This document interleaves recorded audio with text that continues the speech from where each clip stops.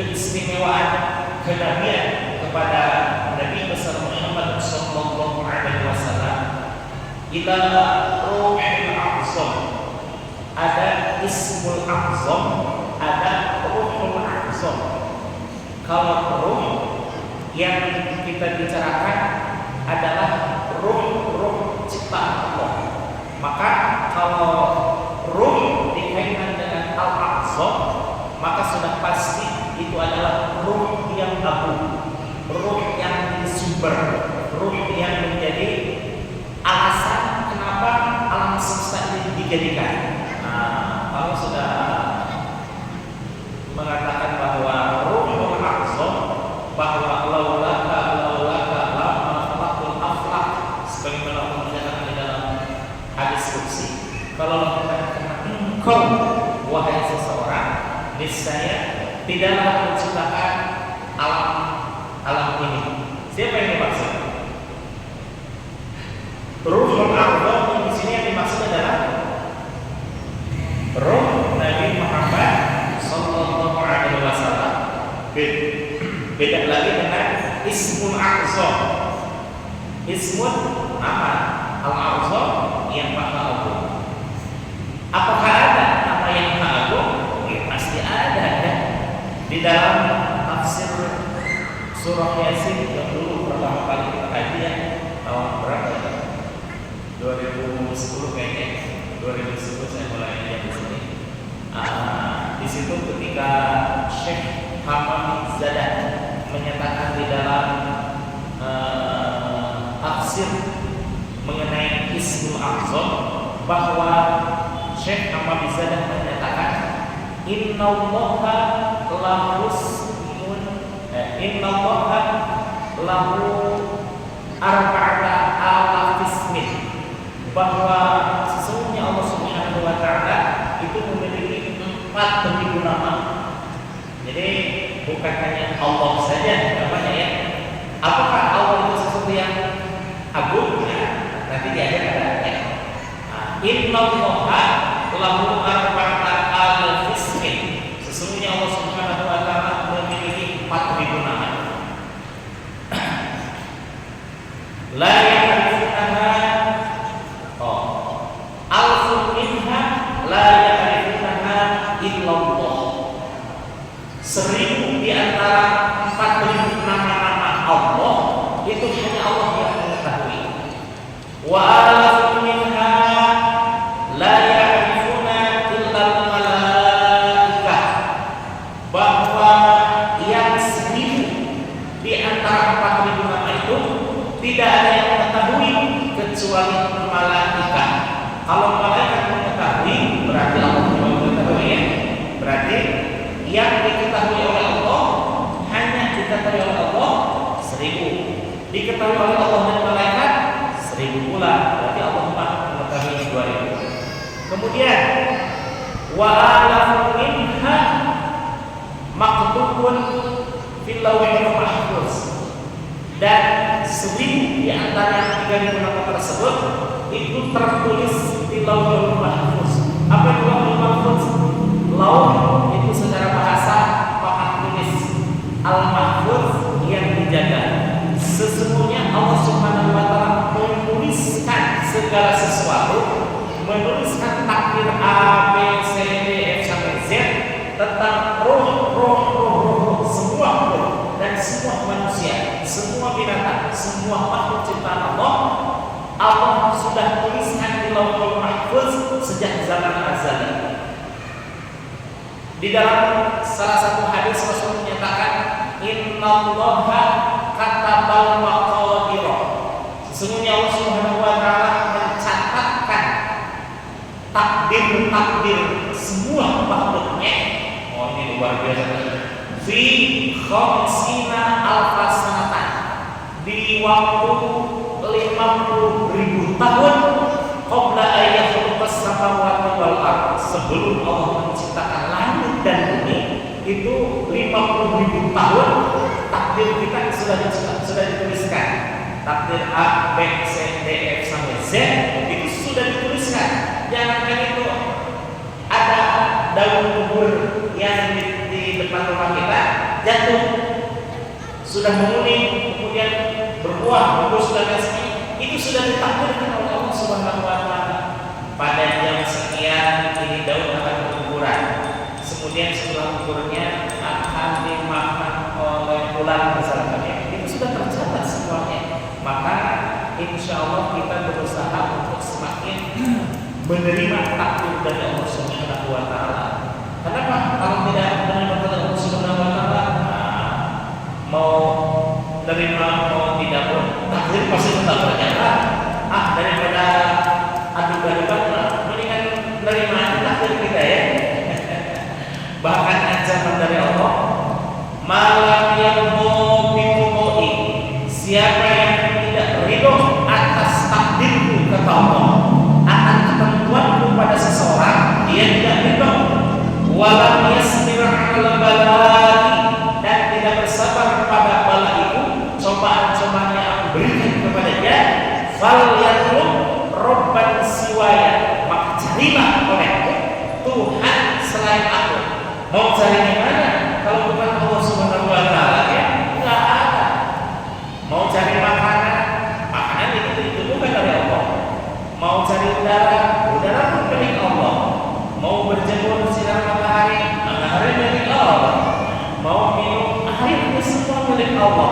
Dan kita berpijak di atas buminya milik Allah. Lalu kalau kita tidak berpegang pada Allah Subhanahu wa taala, Tuhan mana lagi yang akan kita cari? Maka berusaha setiap kali menerima takdir ketentuan Allah Subhanahu wa taala, bahwa yang sebaik-baiknya amal ibadah seseorang adalah ridho atas ketentuan Allah. Coba kalau kita misalnya berlebihan, manggul-manggul senjata, manggul-manggul senjata berat ya ke Palestina, boro-boro kita melaksanakan ya. Ilmu perang aja belum sempurna. Kemudian berbulan-bulan bertarung dengan musuh, berbulan-bulan mengadakan strategi dan lain sebagainya, akhirnya tidak sanggup, sudah aja. Ibadah yang paling terbaik adalah menerima takdir Allah Subhanahu wa taala. Jadi insya Allah kalau kita berusaha bersabar atas ujian-ujian Allah, kemudian menerima takdir Allah dengan penuh kerelaan, insya Allah tidak akan termasuk dalam rencana Allah yang barusan. Malam yang qawmi qawmi walam yasbir bi balai fal yatlub robban siwaya, maka cari olehmu Tuhan selain aku, insya Allah tidak ada ya. Dan alhamdulillah kita diberikan ditakdirkan oleh Allah Subhanahu wa taala menggenggam dalam akidah Islamiyah. Mudah-mudahan selamanya dan semuanya kita sampai akhir hayatnya, sampai anak keturunan kita semuanya berada dalam akidah Ahlus Sunnah wal Jamaah, dalam akidah Islamiyah, dan meninggal secara husnul khatimah. Amin ya rabbal alamin. Nah, selanjutnya ya tentang hadis barusan ya.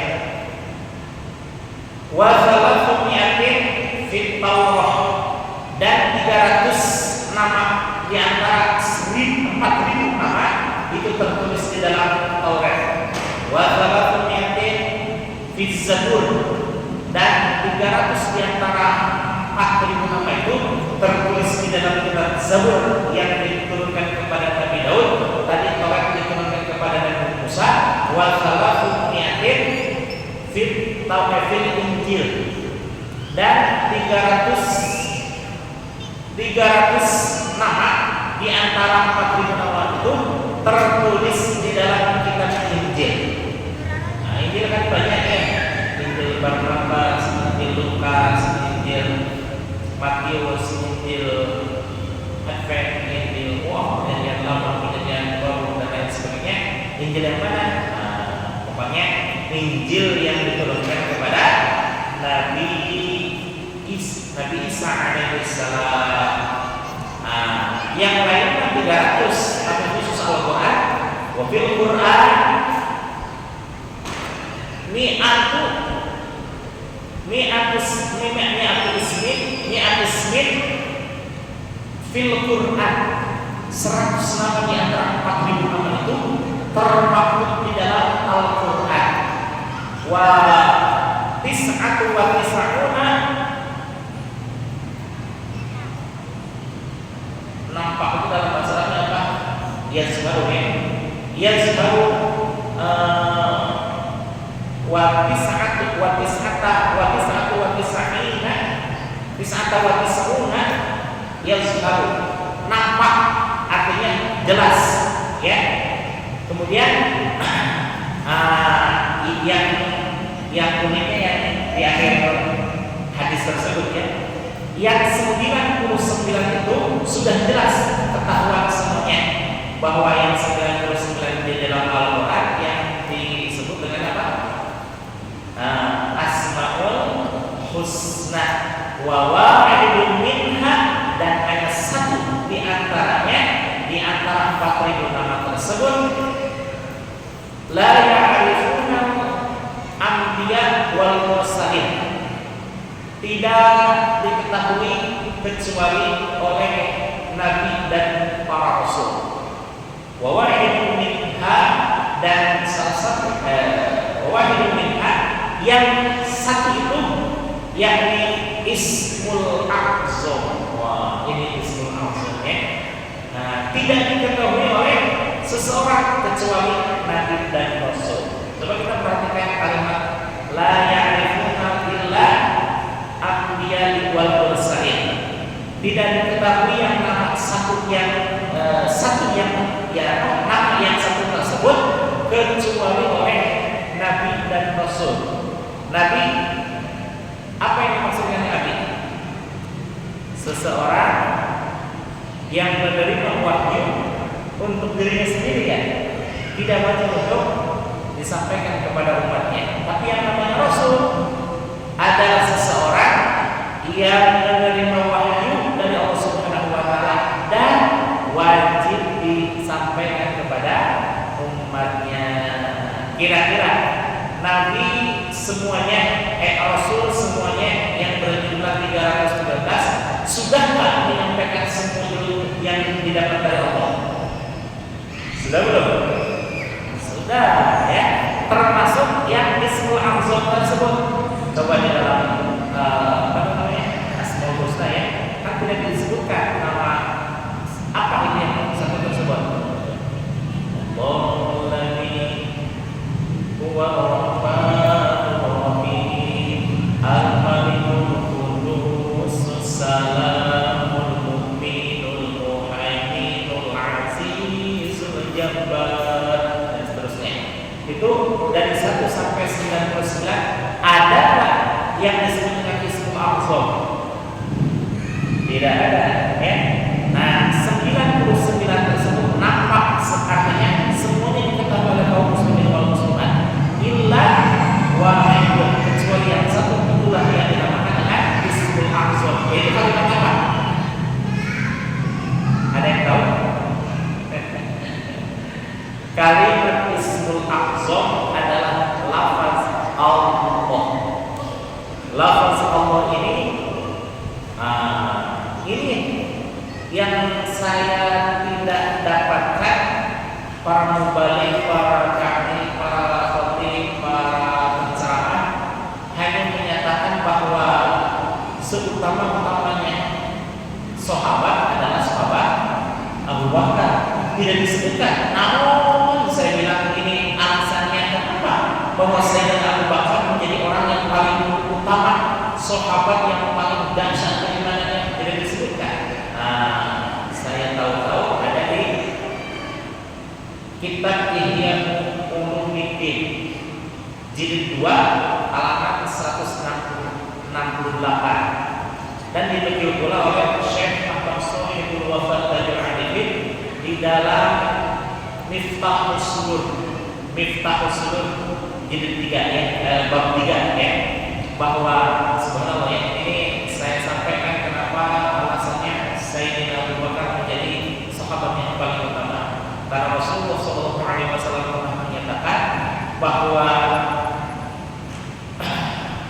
ma sabaqahu syai'an fi sadri tidaklah Allah mencurahkan keistimewaan ke dalam dada, ke dalam hatiku, kata Rasulullah sallallahu alaihi wasallam, illa sababtahu fi sadri Abi Bakr, kecuali aku limpahkan pula keistimewaan tersebut kepada Sayyidina Abu Bakar. Lalu apa yang satu itu? Nah, keterangan lanjutannya ada pada hadis yang diterima dari Abu Hurairah ya. An Abi Hurairah radhiyallahu anhu, diterima dari sahabat Abu Hurairah radhiyallahu anhu, hafaztu an Rasulullah sallallahu alaihi wasallam, aku mengetahui dan aku menghafalkan dari Nabi Muhammad sallallahu alaihi wasallam bahwa Nabi Muhammad sallallahu alaihi wasallam bersabda, ini di hadapan para sahabat ya, di hadapan para sahabat ya. Karena Rasul menyatakan hafazku, berarti apa namanya? Kul itu dimakna jamak ya, jamak mudzakkar salim. Ma faddalakum Abu Bakr, tidaklah sahabat Abu Bakar mengungguli engkau sekalian wahai para sahabat. Laisa bi kasrati sholatin wala bi kasrati shaumin, tidaklah sahabat Abu Bakar itu mengungguli kalian itu dengan banyaknya saum, dengan banyaknya sholat. Lalu dengan apa Sayyidina Abu Bakar menjadi lebih dahsyat daripada sahabat-sahabat yang lainnya? Bal bi syai'in waqara fi qalbihi, tetapi ada sesuatu yang menetap di hatinya Sayyidina Abu Bakar. Subhanallah ya, sahabat sholatnya sama, semuanya berkualitas nomor satu, puasanya sama, berkualitas nomor satu, kemudian baca Qurannya sama, semuanya berkualitas nomor satu. Cuma ada beberapa orang sahabat yang memang Allah takdirkan untuk menerima lebih dari sahabat yang lain. Di antaranya Sayyidina Abu Bakar dan Sayyidina Ali radhiyallahu anhu. Cuma beda versi ini. Kalau Sayyidina Ali itu tentang saya selesaikan dulu sahabat Abu Bakar ya. Sahabat Abu Bakar ada sesuatu yang membuat unggul. Apa itu? Bal bisyai'in waqara fi qalbihi, bermakna bahwa Sayyidina Abu Bakar menerima talqinul zikri yang ditanamkan oleh Rasulullah ke dalam qalbunya Sayyidina Abu Bakar. Sehingga dalam hadis yang lain Rasul menyatakan, lau zina imanu Abu Bakr, kalau seandainya ditimbang keimanan Sayyidina Abu Bakar ma'at taqalaini, beserta dua golongan, artinya jin dan manusia, dikumpulkan golongan-golongan dari zaman dulu sampai sekarang aja penduduk dunia itu 8 miliar 68, pokoknya di lokal ya, 8 miliar 8,6 miliar. Sedangkan kaum muslimin ada 2,3 miliar. Berarti berapa? 1/3 ya, 1/3 ya. Nah, seandainya seluruh kaum muslimin atau seluruh manusia dari zaman dulu sampai zaman sekarang, kemudian ditambah lagi dengan golongan jin, termasuk ya kalau jin itu ada yang kafir, ada yang muslim. Tapi kalau malaikat sudah pasti beribadah semuanya kepada Allah. Nah ini andaikan digolongkan dengan jin dan manusia ya. Lau zina iman Abu Bakr ma'afaqalaini, seandainya keimanan Abu Bakar ditimbang dengan seluruh manusia dan jin, ghairal anbiya'i wal mursalin, selain dari nabi dan para rasul yang berjumlah 124.000 nabi, dan nabi dan rasul berjumlah 313. Nah, di selain golongan manusia yang utama tersebut, la wajaha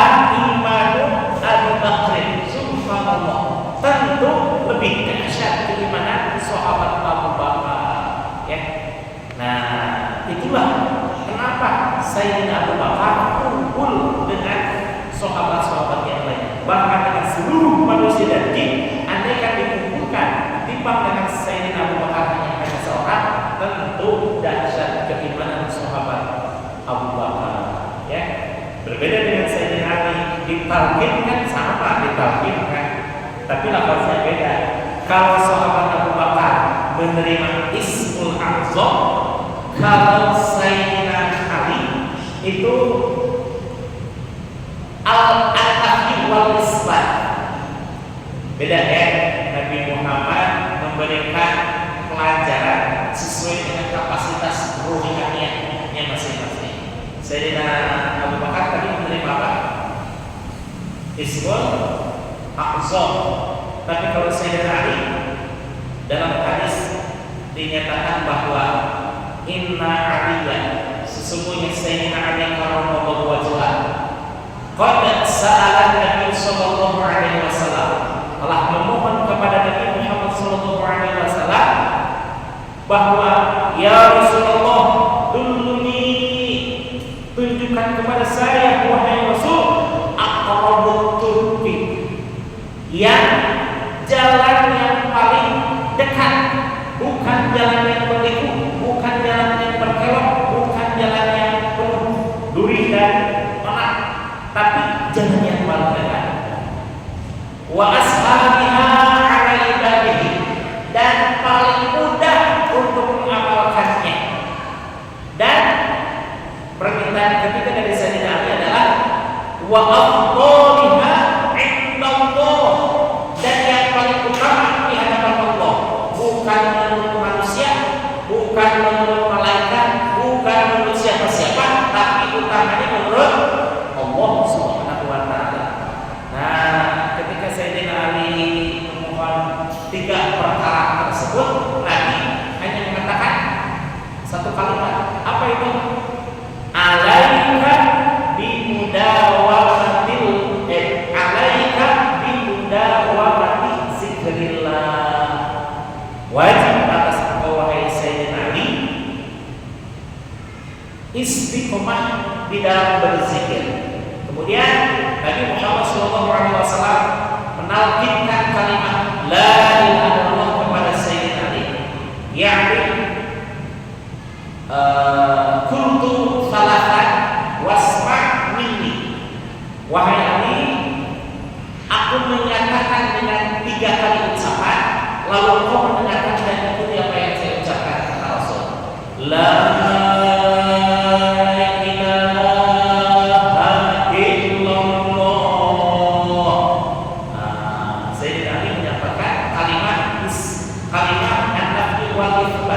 sedangkan Sayyidina Abu Bakar menerima Ismul A'zam.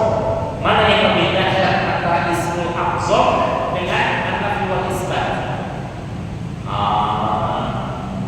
Pada agak bingung ya dengan ya. Ini sebenarnya apapun pengantar untuk amaliyah, bukan semata-mata ilmu saja ya. Makanya di sini disebutkan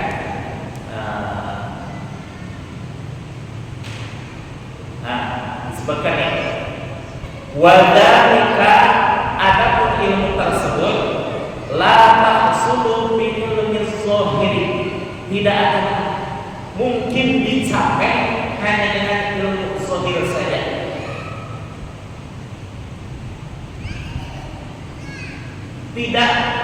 Tidak akan faham kalau hanya dengan ilmu zahir saja.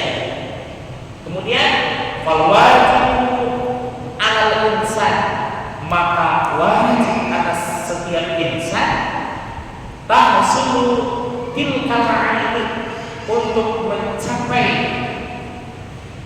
ainul basirah tersebut, faham akan amaliyah tersebut, min ahli basairi, dari ulama-ulama yang ahli basirah, ahli ainul basirah. Dengan cara apa? Bi ahli talqin, dengan mengambil talqin min wali mursyid, dari seorang wali mursyid, yukhbaru yang memberikan cahaya petunjuk, min alamil lahuti, dari alam lahut, ya. Ibarat kata ada seseorang yang memerintahkan kepada, katakanlah ada guru, ya, guru dengan diikuti dengan 20 murid, wahai murid-muridku, katanya, silahkan kalian pegang keranjang yang aku berikan masing-masing, peganglah keranjangnya, kemudian sudah kalian pegang,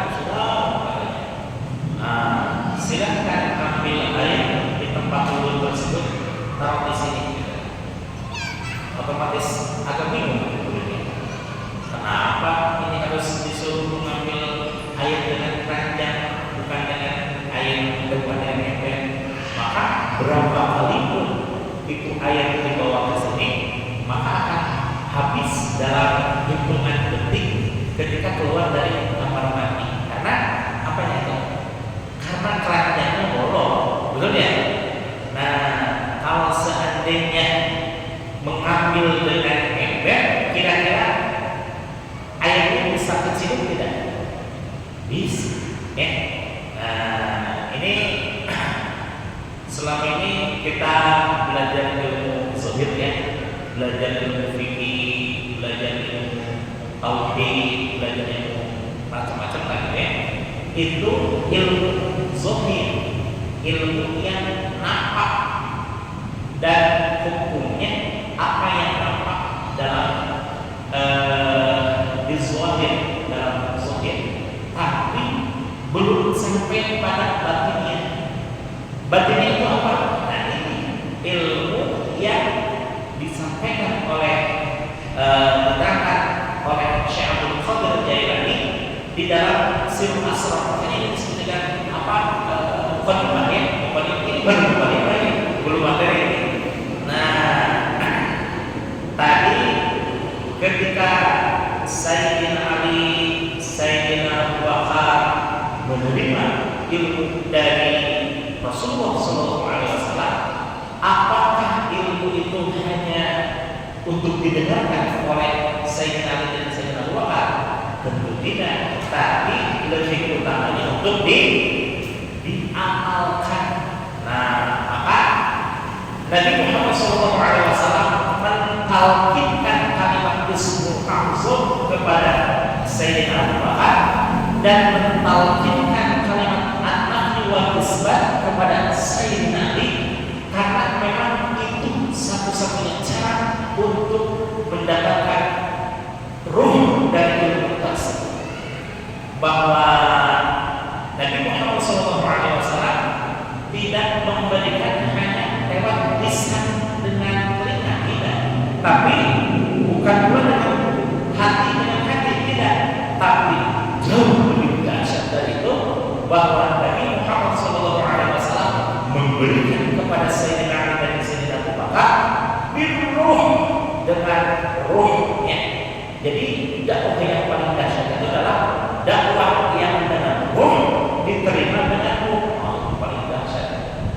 Jadi ada chemistry, ya, antara Sayyidina Ali dan Sayyidina Abu Bakar antara Rasulullah SAW. Bagaimana caranya? Ya, maaf, ya, salah satu caranya, atau mungkin satu-satunya cara, ya, dengan talqin tersebut, ya. Dulu pernah ada beberapa di antara bapak yang mendapatkan talqin, ya. Maka agak beda antara yang ditalqin dengan yang tidak. Ada chemistry-nya, ada kliknya. Tapi nggak apa-apa, ya. Ini hanya sebatas yang paham. Maka sebagai pembuka dari pengenalan ilmu tasawuf, oh ternyata tasawuf itu berat sekali, gitu, ya. Jadi tidak semata-mata kita belajar fikih, belajar tajwid,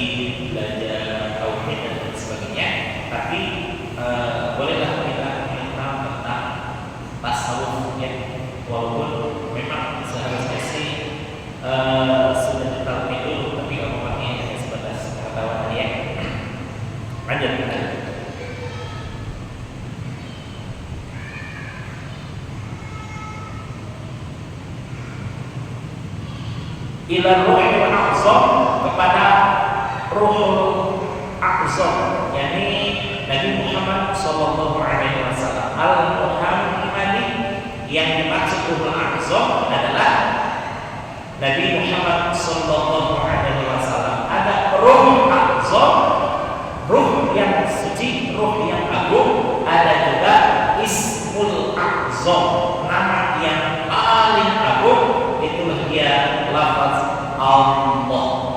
Maka Nabi Muhammad SAW berkenan untuk memberikan kepada Sayyidina Abu Bakar ismul a'zam karena itu melekat di dalam mulutnya. Sementara an-nafi wal isbat itu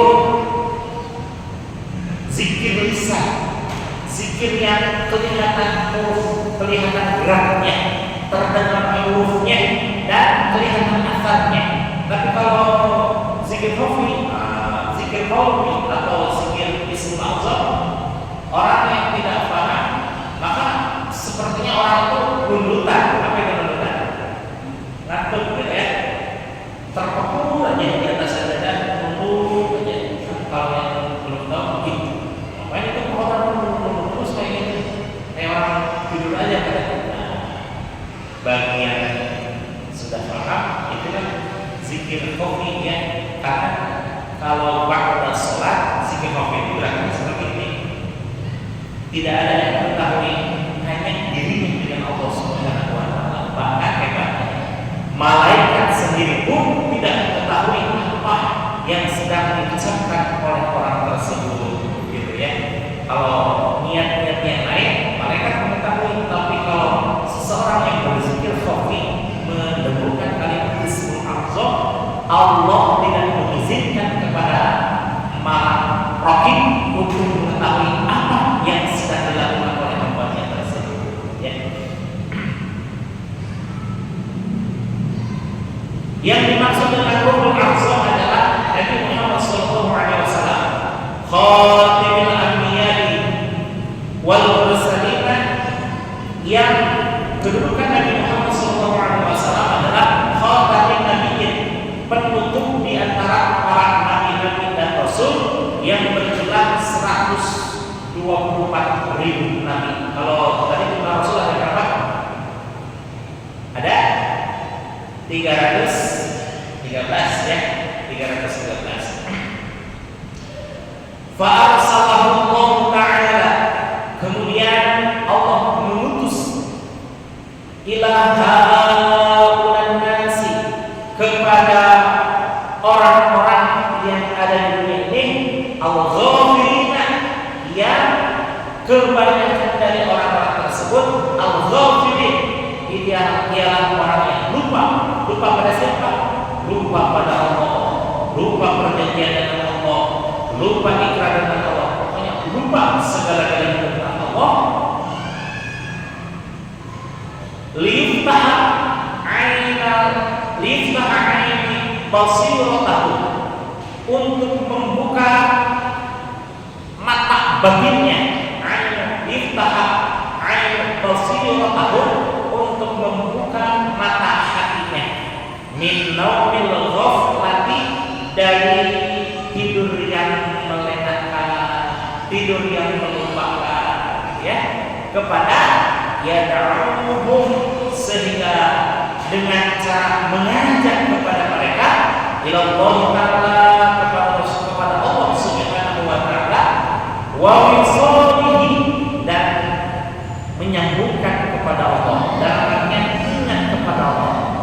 Ada salah satu ulama di Indonesia yang memberi resep sederhana ketika Nabi Muhammad SAW menceritakan kepada seluruh umatnya untuk senantiasa berzikir kepada Allah Subhanahu wa taala.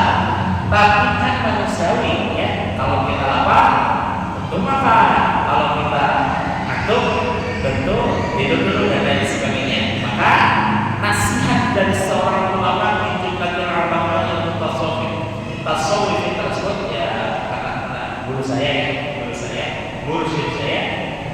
di mana kita lupa, ingatkan lagi. Di mana kita putus, sambungkan lagi. Kan sederhana sekali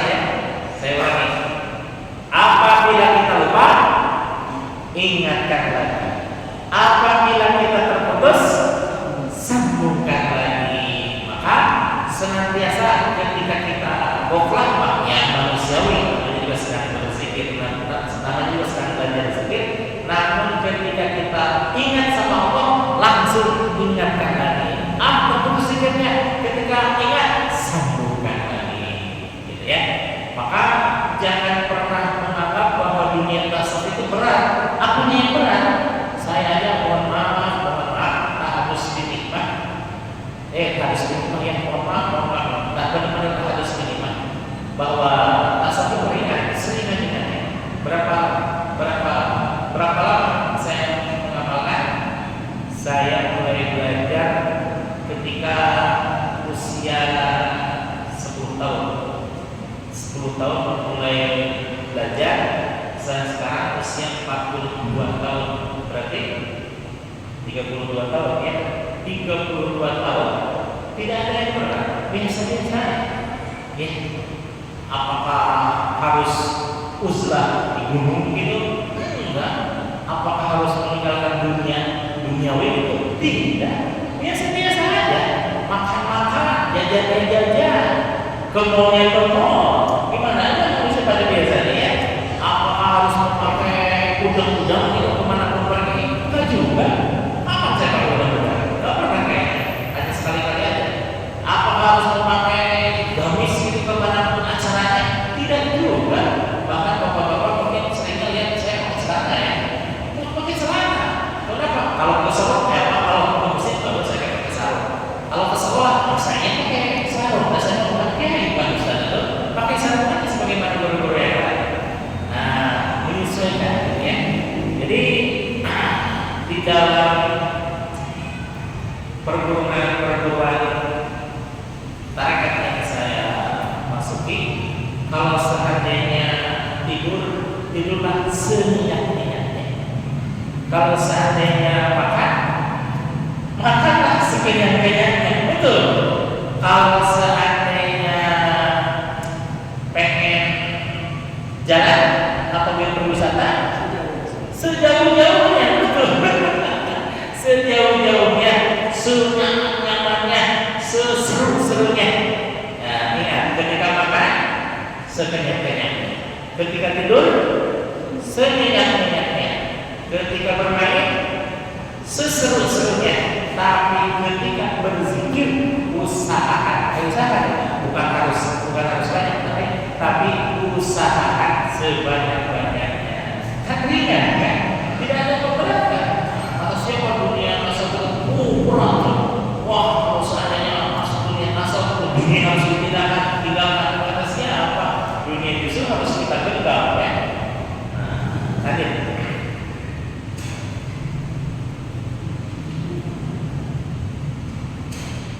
waliqali jamarihi, dan berusaha untuk bertemu dengan jamaliyah Allah Subhanahu wa taala.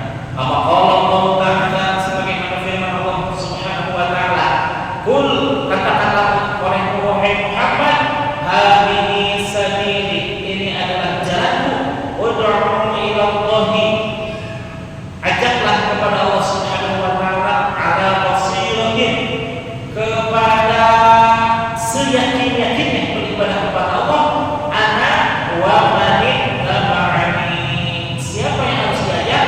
Saya dan juga orang-orang yang mengikutiku. Surah Yusuf ayat 108. Kemudian Rasulullah sallallahu alaihi wasallam bersabda, wa qala Nabi sallallahu alaihi wasallam, bersabda Nabi Muhammad sallallahu alaihi wasallam, ashabi kan nujum, bahwa sahabatku semuanya yang berjumlah sekitar 12.000 sahabat kan nujum, seperti halnya bintang-bintang di langit. Bi'ainihim iqtadaitum, kemana saja engkau mengikuti mereka, ihtadaitum, niscaya engkau akan mendapatkan petunjuk. Karena jaminan dari Rasulullah SAW bahwa semua sahabat mendapatkan cahaya petunjuk dari Rasulullah SAW, number one, gurunya pun number one, pasti akan merasakan petunjuk yang super dahsyat. Itu hidayah dari Allah Subhanahu wa taala dengan sentuhan dakwah Nabi Muhammad sallallahu alaihi wasallam. Wa 'allamahu min ladunna ilman, dan mengajarkan kepada mereka, kepada dia, min ladunna ilman, dari sisiku akan sebuah ilmu pengetahuan. Surah Al-Kahfi ayat 56. Nah ini saya ulangi sedikit lagi ya.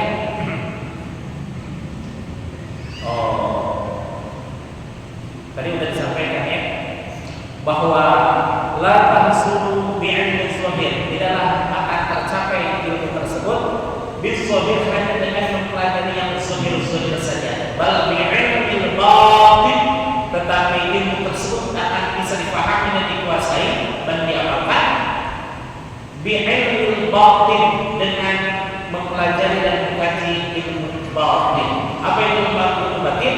Ilmu yang untuk diamalkan, bukan ilmu untuk diperdebatkan, bukan ilmu untuk diseminarkan, bukan ilmu untuk dilokakaryakan, tapi satu-satunya ilmu yang diamalkan. Kalau wajib al insan, sekali lagi, maka wajib atas semua manusia tahsilul tilkal aini, untuk mencapai ainul basir tersebut, min ahlil basir, dari ulama-ulama ahli ainul basirah, mata batinnya hidup dan tidak semata-mata dengan mata kepala saja.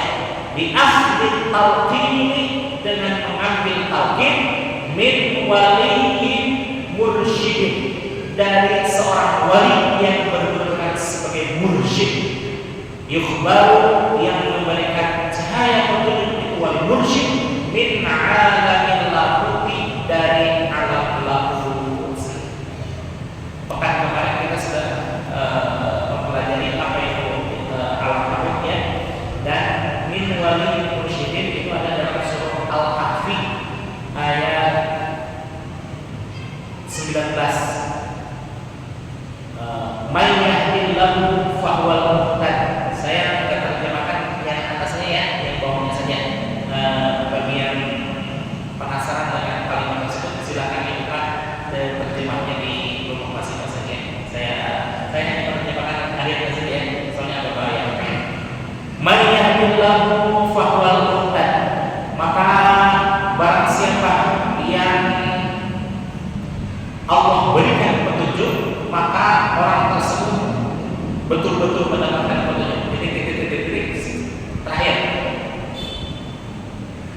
wa may yudlil falan tajida lahu waliyan mursyida, dan seseorang yang tidak Allah berikan petunjuk, faman lam yajid waliyan mursyid, faman lam yajid waliyan mursyida, maka bayanillahu fahuwal muhtad, wa may yudlil falan tajida lahu waliyan mursyida, maka dia tidak mendapatkan seseorang yang berkedudukan sebagai wali mursyid. Dalam hidupnya tidak pernah bertemu dengan seorang wali yang berkedudukan wali mursyid. Ada wali majlub, ada wali mursyid, ada wali kamil, ada wali kamil mukamil. Apa itu wali mursyid kamil mukamil? Wali yang bisa memberikan petunjuk dan sempurna dirinya dan mampu untuk menyempurnakan menyempurnakan orang lain. Mudah-mudahan kita bisa bertemu dengan wali mursyid yang kamil